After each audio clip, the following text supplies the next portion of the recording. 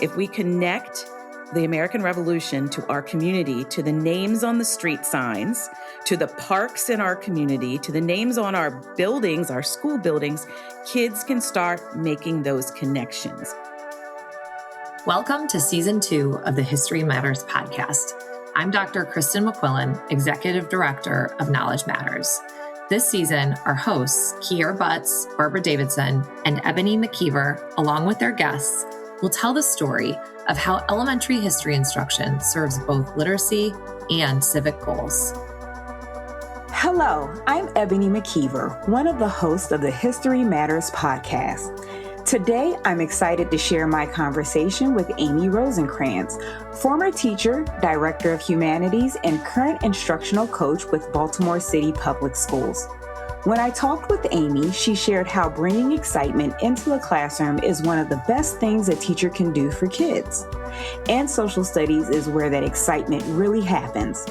She points out that content isn't just an add-on to reading and inquiry skills, it's what makes them possible. Amy also shows how getting into local history, like the stories behind street names, statues, or even the cannons in a neighborhood park, can turn something like the American Revolution from an abstract idea into something students feel proud to connect with. And by helping kids get to know places, real historical figures, and primary sources, she believes we're not just building stronger readers, but also thoughtful, engaged citizens. Because Amy clearly makes a connection between history, engagement, and student impact, I think you'll enjoy this conversation. So before we jump in, I have to say that this conversation feels a little full circle to me. A long time ago, before I was doing this work nationally, I was a teacher in Baltimore City Public Schools, and Dr. Amy Rosenkrantz was our district's humanities lead. And one of my favorite professional learning experiences was a course that you actually developed around the Civil War. And as participants, we traveled to sites across Maryland, Pennsylvania, and Washington, D.C. And before each visit, we had to immerse ourselves in books and historical accounts that helped us understand why those places mattered. Looking back, Amy, I realized that experience taught me something really important. Places don't tell stories by themselves. Knowledge gives those places meaning, and in many ways, that idea sits right at the heart of the conversation we're having today. So I want to first welcome you and say thank you for agreeing to participate in this conversation we're going to have today. My heart is just full, and I am so happy. Oh, wow. Ebony, I don't even know what to say to that. I'm so excited and proud of all the work that you've been doing since you were in Baltimore. So as many people really talk about reading and social studies, they talk about them as separate things. And how do you think that relationship between building knowledge and developing strong readers happens? Well, I think you can build strong leaders through social studies content. Social studies content provides so many different types of texts, whether it be informational text, it could also be narrative text from diaries or things like that. It could be, as I was thinking about this, text information, like text features. All of those things are important things that a social studies teacher teaches, which is a part of reading instruction. As this conversation around the science of reading really starts to expand, it's, been the topic of conversation for the last few years. How has that influenced or reinforced the way you think about social studies? I think it's reinforced what I've been thinking about over the past 25 years of my career. The idea that background knowledge is important, that in order to understand what you're reading, you need to have some background knowledge. The idea that vocabulary is important. When we talk about social studies, there's so much tier 2 and tier 3 unique vocabulary words that students need to understand. And that's something that we've been working on for the past 2 decades or so, or more, I would say, at least in Baltimore City. And then the idea of learning how to read different texts. All of those things are aspects of the science of reading that we've been talking about lately. as we're having this conversation in social studies, we are often talking about, the C3 framework and inquiry, and then we're talking about historical thinking skills and what that means for students. And now background knowledge has entered into the conversation. For me, it sometimes feels like the content itself is getting treated as secondary. So I want to ask you, why does content matter so much in social studies? And what do we lose when students don't have that rich foundation of historical knowledge? Content is almost everything in social studies. In order for students to understand reading, in order for them to write about it, in order for them to talk about it, they need to know and understand what the content is.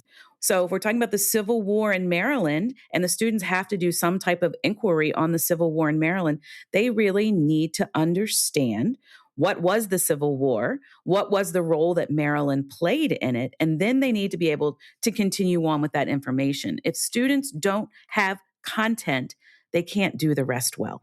And one of the things that I think is also an important thing to think about when we talk about content goes also back to what you were saying and the idea of place, right? When you are in a place, when you see a place, and when you can read the place, we used to talk about reading a historical site as text, right? There's all sorts of different texts. When we're able to provide students with those experiences, whether it be about reading it, even better if they're in the place. If we're learning about the War of 1812, we go to Fort McHenry. They're in the place where the flag was still there. That provides a whole new context and content that just is incredible for students and teachers, by the way. But you also really just made me think about something when you're talking about the place, right? Because I see it as the same thing as reading the place and close reading skills. So when we ask students to participate in close reading, we're saying, okay, the first time you're going to see a text, you're just going to tell me, what do you notice about it? What do you think, this is going to be about? What feelings does this invoke for you before we even get into understanding and walking through the text? And then in that second, in that close read, then we're asking students to really read it. And then this was when we say, okay, what's the main idea? What questions does this text arise? And then that last piece of this is like, how do you apply that? And so when you experience a place, it is the same thing. As soon as you walk up to Fort McHenry, it's like, what do you see? And that also recalls back to, the text and everything that students have been reading. And so it continues to build that knowledge. And so this is a great question then, because we've already sort of been speaking to it. How does knowledge and inquiry work together, especially for, again, our elementary students?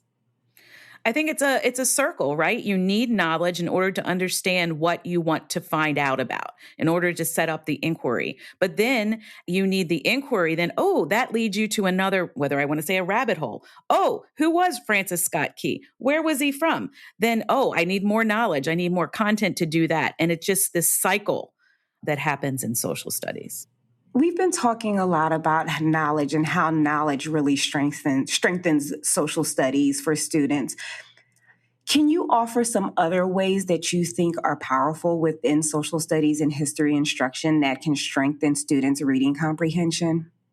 I think discussions, and all different types of discussions, whether it be Socratic seminars, whether it be debates, whether it be any type of discussion technique that you might use in the classroom, having kids think things out and speaking them is important, but also probably even more is them learning how to do that with other people and how to be able to agree and disagree with one another in a civil manner. That's what one of the really important things that social studies does. I think that's one of the things that perhaps we've been missing in some of our elementary education, even secondary. And maybe that's why we might be in a position we're in today. People are not listening to each other and trying to understand where they're coming from. We can provide those skills to our students, starting with our littlest babies in elementary school. I actually was going to say that when you mentioned Socratic seminars, we think that's for the secondary level, and even secondary, not our middle school, but just strictly for high school. And that is really a technique that can be used in elementary schools. And again, it goes just back to supporting students' ability to develop an argument, to be able to disagree with each other. But even if we're going to go back to the text, students need to be able to support their answers through the text that they are citing their sources. Yes. And then when we talk about that, another hugely important skill is for kids, students, no matter what age, and adults, to be able to look at a text, a source or something, and be able to decide if that is a reliable source or not. That's what social studies does for you. And this is why social studies is my favorite content area. Yes. And I say it unabashedly, but, we go back to all the studies and the reports, and they show those exact same things. The misconception that spending more time in ELA is going to increase students' reading comprehension skills and abilities, when really, because social studies is so rich in background knowledge, because we get the ability for students to be engaged in the topics and, the materials that they're encountering. This is one of the few subject areas where they'll be able to encounter a visual text as well as a chart and a graph and timelines. And you said it before, I come to this saying that social studies is the best content because we provide all of that for students. So, Amy, much of your work extends beyond the classroom into local history and public history. In the context of this conversation, why do you think connecting students to the stories of their own communities matters? I think local history is really important for a number of reasons.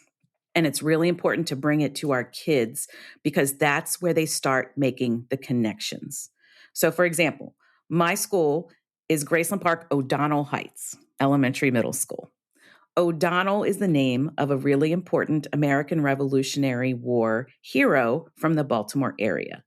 If we connect the American Revolution to our community, to the names on the street signs, to the parks in our community, to the names on our buildings, our school buildings, kids can start making those connections.